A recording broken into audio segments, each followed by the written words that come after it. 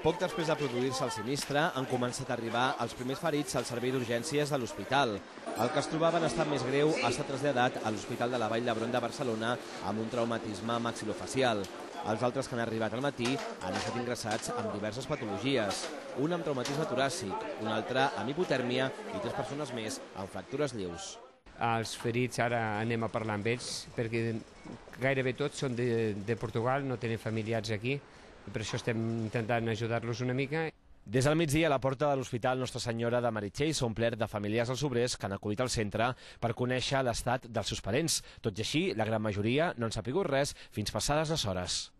La Creu Roja ha preparat un dispositiu especial format per una desena de voluntaris. Quan un familiar o amic acudia a l'hospital, era acompanyat fins a la planta menys 1 del centre.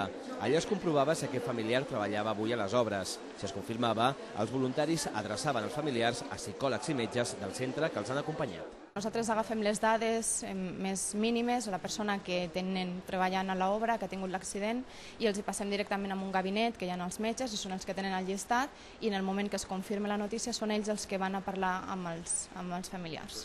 Els familiars han estat neguitosos durant tota la tarda. Només es comunicava l'estat de salut dels obrers quan es confirmava al 100%. Tengo un vecino da minha mulher que estava trabalhando aí, que era o que levava a grua. Por acaso, neste momento, já he venido aqui por causa de saber algo sobre ela, mas neste momento nada se sabe. Era companheiro meu.